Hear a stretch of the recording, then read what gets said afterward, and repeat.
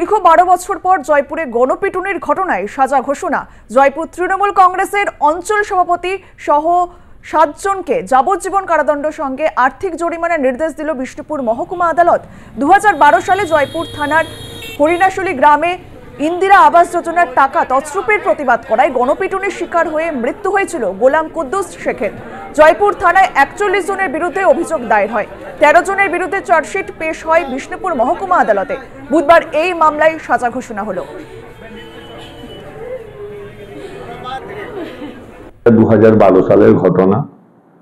2012 সালে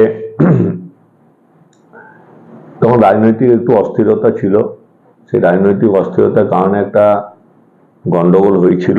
41 জনের নামে আসামি করে বাবুদার প্রথমে এফআইআর নাম ছিল না, পরবর্তী ক্ষেত্রে বাবুদার নামটাকে আবার ট্যাগ করা হয়। বাবুর আলী কোটালকে যেটুকু চিনেছি, যেটুকু জানি, তিনি একজন সজ্জন ব্যক্তি, তিনি সুপ্রতিষ্ঠিত ব্যবসাদার। তিনি এই ঘটনার সঙ্গে যুক্ত থাকতে পারেন আমি অন্তর দিয়ে বিশ্বাস করি না। এটা রাজনৈতিক চক্রান্ত, রাজনৈতিক প্রতিহিংসার কারণে এই ঘটনা ঘটেছে এবং প্রত্যেকটি আমাদের নির্দোষ প্রমাণিত হবে। 302/149 ধারা মতে যাবজ্জীবন কারাদণ্ডে তাদের দণ্ডিত করেছেন এবং 25,000 টাকা প্রত্যেককে জরিমানা করেছেন, ওনাদের আরো 3 মাস জেল। 324/149 ধারা মতে 3 বছরের জন্য সাজা ঘোষণা করেছেন। 325/149 ধারা মতে 7 বছরের জন্য কারাদণ্ড আদেশ দিয়েছেন এবং 10,000 টাকা জরিমানা প্রত্যেককে। 147 ধারা মতে 2 বছরের জেল এবং 148 ধারায় 3 বছরের সাজা ঘোষণা করেছেন মাননীয় অ্যাডিশনাল ডিস্ট্রিক্ট অ্যান্ড সেশন জাজ অনিরুদ্ধ মাইতি।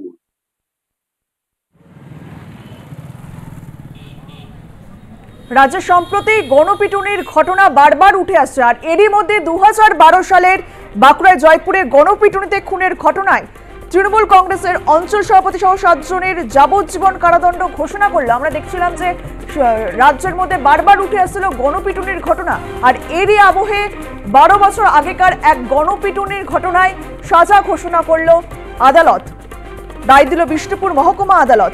2012 সালে বাঁকুড়ার জয়পুরে গণপিটুনিতে খুনের ঘটনায় তৃণমূল কংগ্রেসের অঞ্চল সভাপতি সহ 7 জনের যাবজ্জীবন কারাদণ্ড সঙ্গে আর্থিক জরিমানাও রায় ঘোষণা করল বিষ্ণুপুর মহকুমা আদালত। দীর্ঘ 12 বছর পর জয়পুর গণপিটুনির ঘটনায় সাজা ঘোষণা করল আদালত। জয়পুর তৃণমূল কংগ্রেসের অঞ্চল সভাপতি সহ 7 জনকে যাবজ্জীবন কারাদণ্ড সঙ্গে আর্থিক জরিমানার নির্দেশ দিল বিষ্ণুপুর মহকুমা আদালত। 2012 সালে জয়পুর থানার হরিণাশুলি গ্রামে ইন্দিরা আবাস যোজনার টাকা তছরূপের প্রতিবাদ করায় গণপিটুনির শিকার হয়ে মৃত্যু হয়েছিল গোলাম কুদ্দুস শেখের। জয়পুর থানায় 41 জনের বিরুদ্ধে অভিযোগ দায়ের হয়। 13 জনের বিরুদ্ধে চার্জশিট পেশ হয় বিষ্ণুপুর মহকুমা আদালতে। বুধবার এই মামলায় সাজা ঘোষণা হলো। রাজ্যে সাম্প্রতিক গণপিটুনির ঘটনা বারবার উঠে আসছে, আর এই আবহে 12 বছর আগেকার একটি গণপিটুনির ঘটনায় সাজা ঘোষণা করল বিষ্ণুপুর মহকুমা আদালত।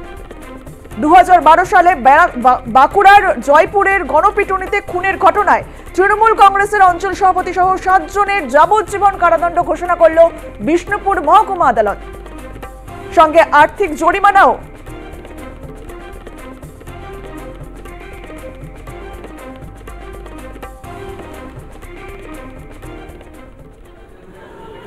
এটা 2012 সালের ঘটনা। 2012 সালে তখন রাজনৈতিক একটু অস্থিরতা ছিল। সেই রাজনৈতিক অস্থিরতার কারণে একটা গন্ডগোল হয়েছিল।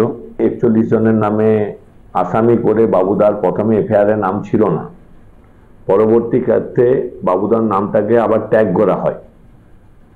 বাবুর আলী কোটালকে যেটুকু চিনেছি, যেটুকু জানি, তিনি একজন সজ্জন ব্যক্তি, তিনি সুপ্রতিষ্ঠিত ব্যবসাদার।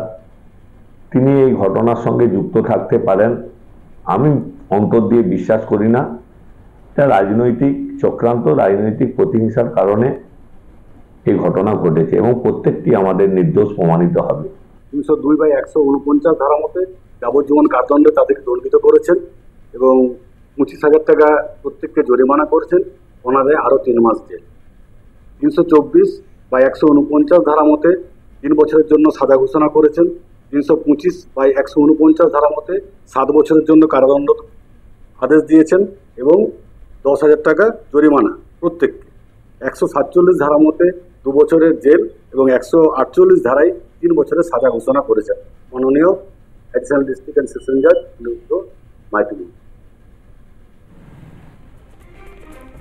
2012 সালে বাঁকুড়ার জয়পুরে গণপিটুনিতে খুনের ঘটনায় তৃণমূল কংগ্রেসের অঞ্চল সভাপতি সহ 7 জনের যাবজ্জীবন কারাদণ্ড সঙ্গে আর্থিক জরিমানাও রায় বিষ্ণুপুর মহকুমা আদালতে।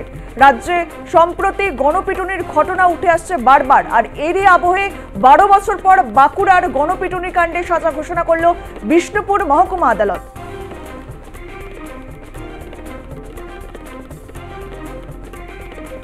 দু সালে জয়পুর থানার হরিণাশুলি গ্রামে ইন্দিরা আবাস যোজনার টাকা তছরূপের প্রতিবাদ করায় গণপিটুনির শিকার হয়ে মৃত্যু হয়েছিল গোলাম কুদ্দুস শেখের।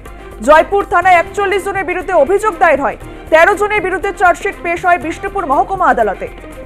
আর এই বিষয়ে আমরা কথা বলবো, টেলিফোনে রয়েছে আমাদের প্রতিনিধি মিলন কর্মকার। মিলন, রাজ্যে সম্প্রতি গণপিটুনির ঘটনা উঠে আসছে, এরই আবহে 12 বছর আগেকার যে গণপিটুনির ঘটনায় সাজা ঘোষণা করলো বিষ্ণুপুর মহকুমা আদালত।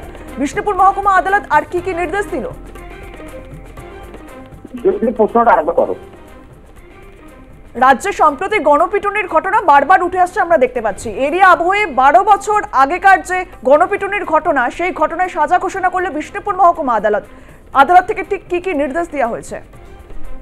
দেখো, তোমাকে প্রথমে জানাই যে আদালত থেকে নির্দেশ দেওয়া হয়েছে যে গত 12 বছর ধরে যে কেস হয়ে আসছে আর সদ্য একেবারে আইন পাস হয়েছে, গণপিটুনি হলে সেখানে কড়া সাজা দিতে হবে এবং প্রয়োজন হলে মৃত্যুদণ্ড পর্যন্ত হতে পারে। কিন্তু বাঁকুড়া বিষ্ণুপুর আদালতে দেওয়া হয়েছে যে তাদের আজীবন কারাবাস এবং সাজাপ্রাপ্ত করা হয়েছে। তার সঙ্গে আরো যদি যখন সাজা ঘোষণা সেই আজীবন কারাবাস থাকবে, তারপরে যখন তাদের আরো মেয়াদ যদি বাড়ে সেখানে 25,000 টাকা করে তাদের জরিমানা দিতে হবে এবং যদি জরিমানা না দিতে পারে তাহলে আরো 2 বছরের সাজা বাড়তে পারে। আর সাজা বাড়ার কারণ একটাই, যে যেহেতু 10 বছর সাজা হয় তো তার জন্য হয় 14 বছর, হয় 7 বছর, নাহলে 10 বছর।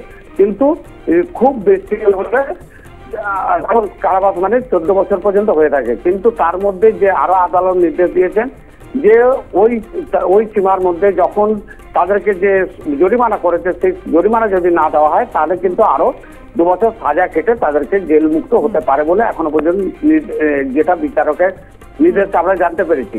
অন্যদিকে তৃণমূল নেতা যে এখন রয়েছেন কৌশিক বটম ব্যাগ, জয়পুর ব্লক প্রেসিডেন্ট, তিনি জানিয়েছেন যে আমাদের এই লোয়ার কোর্টে এখানে দিয়েছে, আমরা কিন্তু ইতিমধ্যে হাইকোর্টে যাবার সিদ্ধান্ত নিচ্ছি, সেখানে যে যা ফয়সলা দেয় সেটা আমরা মেনে নেবো। তবে ইতিমধ্যে যে সাজা ঘোষণা করা হয়েছে আইনকে সম্মান জানিয়ে এবং আদালতকে সম্মান জানিয়ে সেটা তো আমরা মাথা পেতে স্বীকার করে নিচ্ছি। তবে তার মধ্যে যে এখন একজন সভাপতি, একজন ওই সদস্য আছে, তৃণমূলের সদস্য আছে, তাকেও কিন্তু সেই ঘটনার সঙ্গে জড়িত ছিল, তাকেও কিন্তু সাজা প্রাপ্ত হতে হয়েছে। কিন্তু তৃণমূলের যিনি এখন ব্লক সভাপতি রয়েছেন তিনি তার উদ্দেশ্যেই বলেছেন কে কি করেছে না, তবে আমাদের মনে হয়েছে সে কিন্তু নির্দোষ ব্যক্তি ছিল, সে সেই সময় ছিল না। তার জন্য পরিস্থিতির দিকে নজর রাখো। ধন্যবাদ তোমায়।